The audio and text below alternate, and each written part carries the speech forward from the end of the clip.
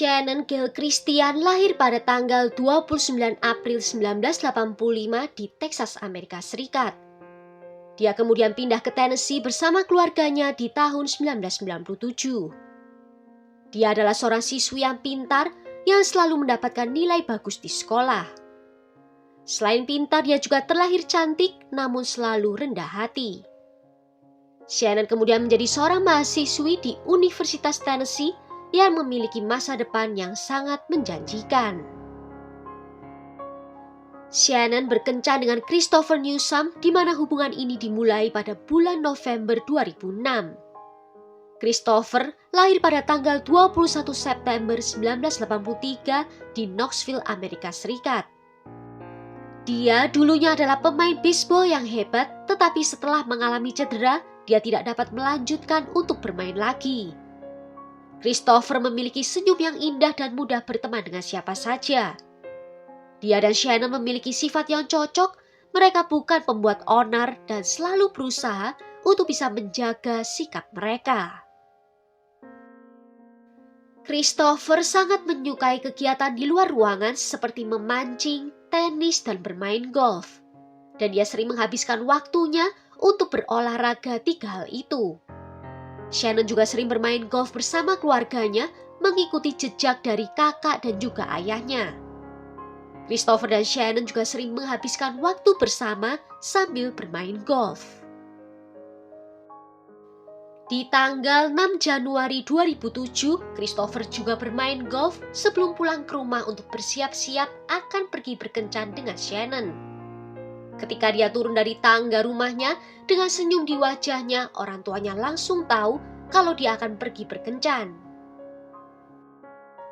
Pasangan ini telah berencana untuk pergi makan malam bersama dan setelahnya akan menghadiri pesta temannya. Di sore harinya, Shannon pergi ke apartemen temannya untuk berdandan. Di sekitar pukul 8 malam, teman Shannon memutuskan bahwa dia akan pergi terlebih dahulu ke pesta. Shannon akan menyusul karena dia ingin menunggu Christopher untuk menjemputnya karena mereka akan makan malam terlebih dahulu sebelum mereka pergi ke pesta. Setelah Christopher datang menjemput, mereka berdua menuju ke tempat parkir dari kompleks apartemen. Mereka berjalan ke arah mobil sambil berpelukan. Ada 3 orang pria yang melihat pasangan itu dan berencana akan membajak mobilnya. Tetapi ketiga pria ini tiba-tiba merubah rencananya dan memutuskan daripada hanya mencuri mobil, mereka juga akan mendorong Shannon dan Christopher masuk ke dalam mobil dan membawanya pergi. Karena Shannon dan Christopher tak kunjung muncul di pesta, teman-teman dari pasangan ini mulai menelpon dan mengirimkan pesan teks kepada mereka. Namun tidak ada tanggapan apapun. Di sekitar pukul 11 malam, 2 orang teman dari Christopher pergi ke apartemen tersebut untuk memeriksa. Di sana mereka menemukan kalau mobil Christopher masih ada di tempat parkir.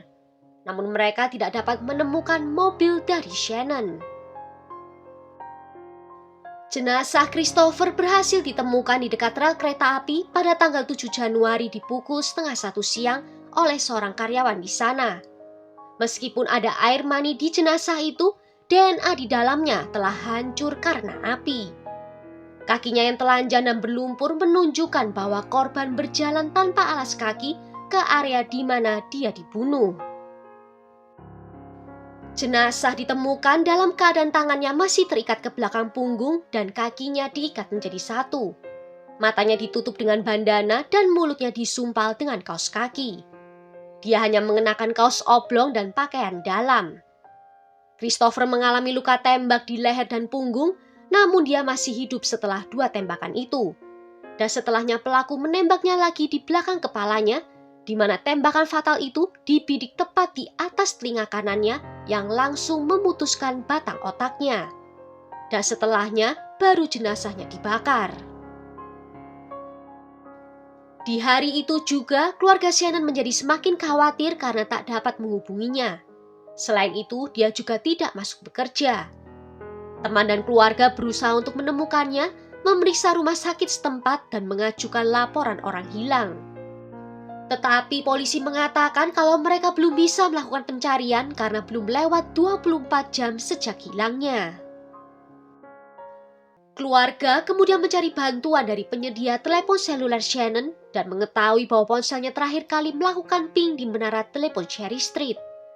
Keluarga dan teman-teman Shannon dan Christopher menggeledah area itu. Dan pada tanggal 8 Januari di sekitar pukul 2 dini hari, mereka menemukan mobil Toyota 4Runner milik Shannon yang ditinggalkan begitu saja. Polisi pun segera terlibat dalam investigasi. Beberapa barang hilang dari mobil Shannon termasuk boneka beruang dan foto-foto yang disimpannya di sana, serta charger ponsel dan iPod miliknya. Kursi pengemudi terdorong jauh ke belakang membuat terlalu jauh bagi Shannon untuk bisa menginjak pedal gas. Lantai mobil tertutup lumpur tidak sesuai dengan cara Shannon merawat mobilnya. Dan di dalam mobil itu juga ditemukan sebungkus rokok meskipun baik Shannon maupun Christopher tidak merokok. Polisi juga menemukan sebuah amplop di mobil itu yang terdapat bukti sidik jari yang mengarahkan mereka ke Lemaricus Davidson dengan rumahnya yang berjarak 2 blok dari penemuan mobilnya Shannon. Ketika polisi mendatangi rumah Lemaricus pada tanggal 9 Januari, mereka menemukan rumah itu dalam keadaan kosong. Namun ditemukan jenazah Shannon di tempat sampah di area dapur. Jenazah itu ditemukan dalam keadaan telanjang, hanya mengenakan kamisol dan sweater dan diikat dalam posisi janin. Di tempat sampah itu terdapat sidik jari dari Lemaricus dan air maninya juga ditemukan di vagina dan lubang pantat dari Shannon. Sedangkan air mani dari Lethal Fish Cobbins ditemukan di dalam mulutnya. Di dalam rumah itu juga ditemukan beberapa barang milik dari Shannon dan Christopher, termasuk dompet, pakaian, sepatu, kamera, foto Shannon, serta topi baseball, SIM, dan iPod milik Christopher. Beberapa barang itu ditemukan dengan sidik jari Lemaricus. Air mani dari Lemaricus juga ditemukan di celana jeans Shannon, sedangkan air mani dari Lethal Fish ditemukan di kamisol dan sweaternya.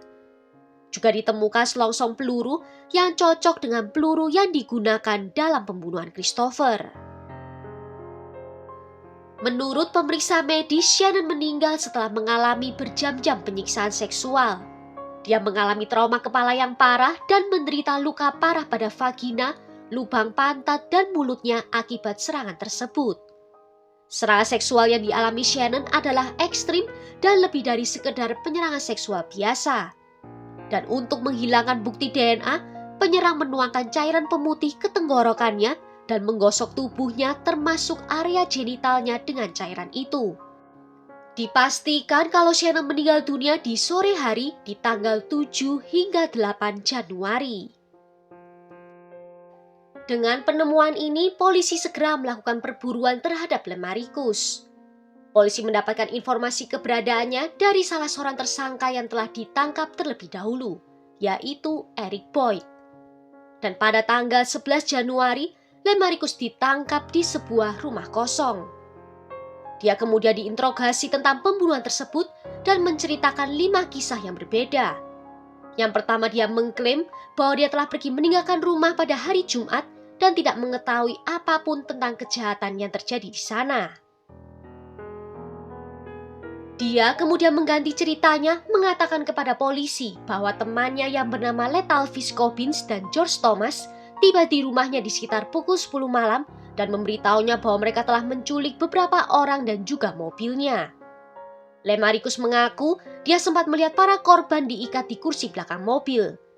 Namun karena tidak mau terlibat terlebih jauh, dia pergi menjauh dan hanya menggunakan mobil itu untuk mengedarkan narkoba.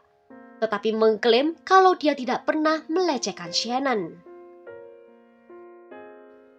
Pada tanggal 11 Januari, George, Lethal Fish, dan Vanessa ditangkap di Lebanon, Kentucky. Polisi juga menyita komputer tempat George dan Lethal Fish melihat liputan berita pembunuhan tersebut. Mereka juga menyita sebuah tas yang berisi barang-barang milik dari Shannon.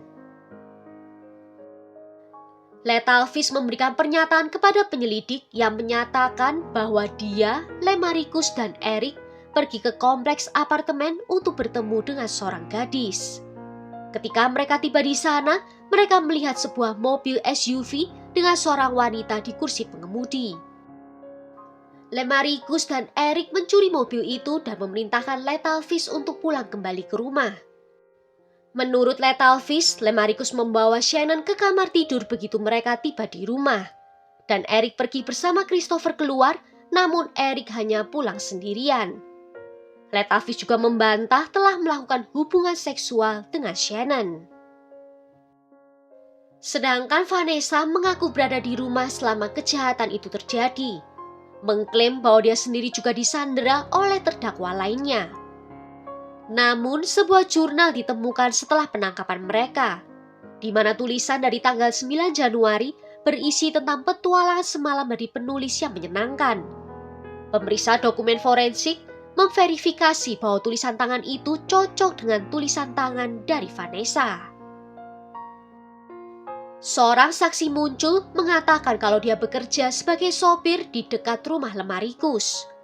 Dia tiba di tempat kerja di sekitar pukul 12:30 dini hari pada tanggal 7 Januari.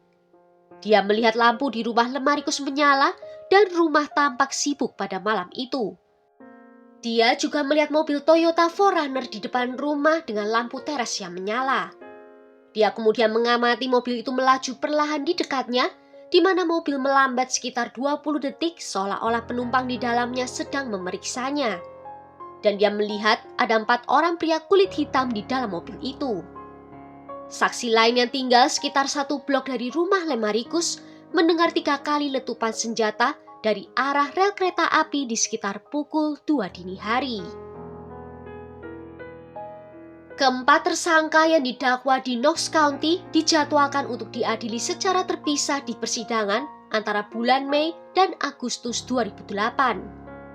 Pada bulan Februari 2008, tanggal persidangan dipindahkan ke tahun 2009. Pengacara George mengajukan mosi untuk persidangan yang cepat dengan alasan tidak ada hubungan forensik antara kliennya dan juga TKP. George diberikan mosi tersebut dan dijadwalkan untuk diadili pada tanggal 11 Agustus 2008. Pada tanggal 16 April 2008, Eric Boyd dinyatakan bersalah di pengadilan federal karena terlibat dalam pembajakan mobil yang fatal dan gagal melaporkan lokasi buronan yang diketahuinya. Eric adalah orang pertama yang diadili, satu-satunya tersangka yang tidak didakwa telah melakukan pembunuhan. Dia dijatuhi hukuman maksimal 18 tahun penjara, dan dia dipenjara di Lembaga Permasyarakatan Federal di kota Yasu. Pada tanggal 25 Agustus 2009, Lethal Fish dinyatakan bersalah atas pembunuhan. Dia juga dinyatakan bersalah dalam memfasilitasi pembunuhan Christopher, namun dia dibebaskan dari tuduhan pelecehan seksual. Dia dijatuhi hukuman seumur hidup tanpa pembebasan bersyarat. Pada tanggal 28 Oktober 2009, Lemarikus dinyatakan bersalah. Para juri dengan suara bulat memutuskan bahwa dia harus menerima hukuman mati atas 4 dakwaan. Dan di bulan Juni 2010, dia dijatuhi hukuman 80 tahun penjara atas tuduhan lain yang dijalani berturut-turut dengan pidana matinya. Pada tanggal 8 Desember 2009, George Thomas dinyatakan bersalah atas berbagai tuduhan. Juri menjatuhkan hukuman penjara seumur hidup tanpa kemungkinan pembebasan bersyarat. Vanessa Coleman, terdakwa terakhir yang diadili, diberikan kekebalan oleh otoritas federal atas kesaksiannya dalam kasus pencurian mobil. Namun pengadilan negara bagian memutuskan bahwa pemberian kekebalan federal tidak dapat mencakup dari tuduhan pembunuhan di negara bagian tersebut. Dan pada tanggal 13 Mei 2010, Vanessa dibebaskan dari dakwaan pembunuhan tingkat pertama dan dinyatakan bersalah atas tuduhan yang lebih ringan. Dan pada tanggal 30 Juli 2010, dia dijatuhi hukuman 53 tahun penjara. Semua terdakwa mengajukan banding atas hukuman mereka. Hakim yang menjatuhkan hukuman terpaksa mengundurkan diri dari bangku hakim pada bulan Maret 2011 setelah mengakui kecanduan narkoba dan membeli resep obat pereda nyeri dari narapidana.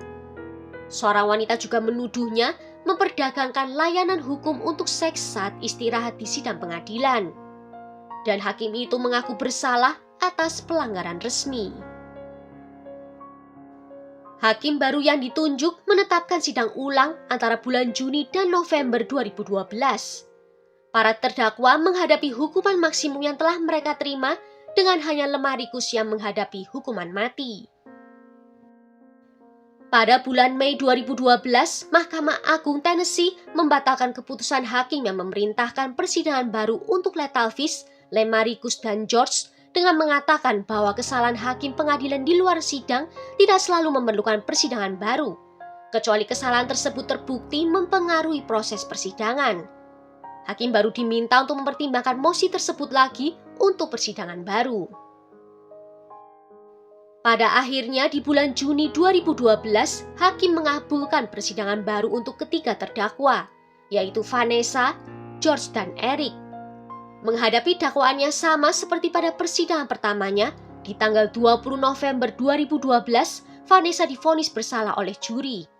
Hakim menghukum Vanessa 35 tahun penjara pada tanggal 1 Februari 2013. Dikurangi kredit untuk waktu yang telah dijalaninya. Pada tahun 2014, Pengadilan Banding Kriminal Tennessee menolak permintaan Vanessa untuk sidang baru dan menguatkan hukumannya. Pada 17 Mei 2013, persidangan ulang George berakhir dengan putusan bersalah atas 38 dakwaan. Dia kembali dijatuhi hukuman penjara seumur hidup oleh juri, tetapi dengan kemungkinan pembebasan bersyarat setelah 51 tahun. Di bulan Januari 2016, George mengajukan banding ke Mahkamah Agung Amerika Serikat. Tetapi pengadilan tidak setuju untuk mendengarkan kasusnya.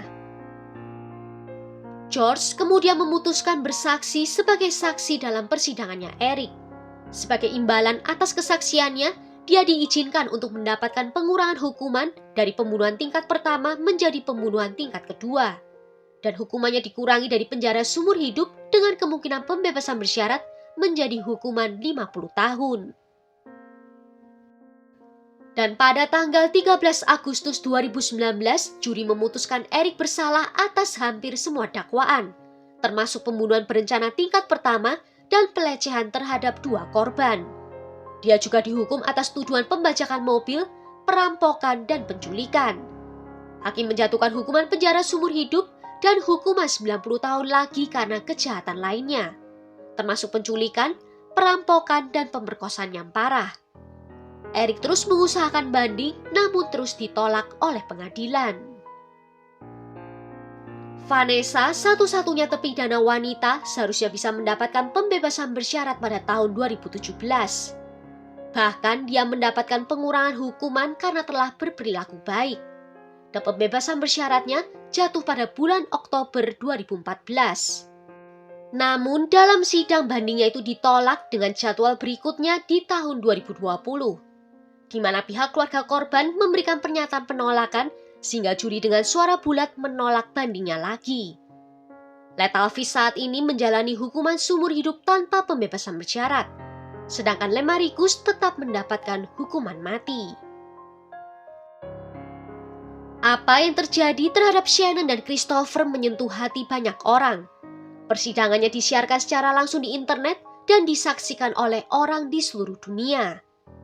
Keluarga Shannon membuat Shannon Gale Christian Foundation yang memberikan beasiswa tahunan.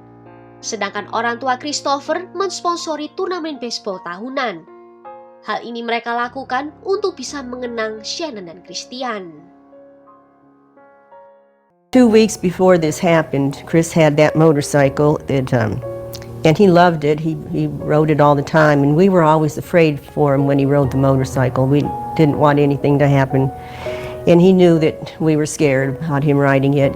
And he called me one afternoon and said, "Mom, I've sold my bike." And I said, "You have, Chris?" I said, "Why did you do that?" And he said, "Because I want a life." And that just haunts me now that he said that, and 2 weeks later, here he is dead. It just haunts me. We can't bring her back. Just always remember to tell your children that you love them, your family that you love them, because you never know when it's going to be the last time that you get to say those words. I was grateful enough to tell her that I loved her the day she walked out that door. And her daddy got to tell her he loved her that night. He talked to her. Because that was one thing that we always did. We let our kids know how much we love them and to be careful. And you just never know when it's the last time. Well, sampai di sini dulu cerita kali ini. Bagaimana menurut kalian tentang kasus ini? Tulis ya pendapat kalian di kolom komentar. Akhir kata terima kasih karena sudah nonton video ini sampai akhir. Sampai jumpa di video berikutnya. Ciao!